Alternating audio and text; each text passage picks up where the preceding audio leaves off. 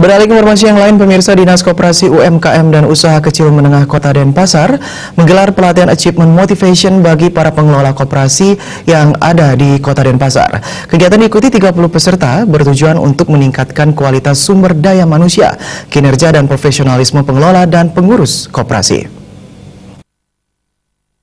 Peserta diklat yang berbahagia.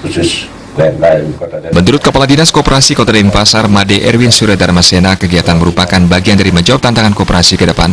Diperlukan semangat untuk mengelola koperasi melalui pendekatan, inovasi, kreativitas.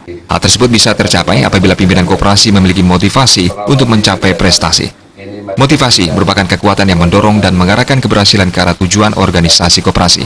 Saat ini jumlah koperasi yang aktif di Kota Denpasar sebanyak 1.064 dengan anggota 152.079. Diharapkan kegiatan ini dapat memotivasi diri sendiri agar lebih produktif, percaya diri, meningkatkan kemampuan diri, serta menumbuhkan sikap positif. Kedepan tidak saja bagi para pimpinan koperasi, tetapi juga bagi karyawan koperasi. Sehingga seluruh pengelola koperasi memiliki standar yang sama dalam meningkatkan kualitas, meminimalkan kelemahan, dan memiliki dedikasi bagi pengembangan organisasi koperasi. Kemudian akhirnya ada mempunyai inovasi-inovasi, mempunyai kreativitas di dalam rangka mengelola koperasi. Karena sekarang ini kan zamannya persaingan. Nah, koperasi tidak boleh lagi harus melakukan suatu terobosan-terobosan, tapi tetap dalam frame-frame daripada Undang-Undang 25 itu sendiri. Jadi pengelola koperasi ini harus dia meningkatkan aktualisasi diri. Nah, cara meningkatkan aktualisasi nanti akan diberikan tip-tip ilmu-ilmu oleh narasumber-narasumber yang memang sudah biasa melakukan kegiatan-kegiatan hal tersebut.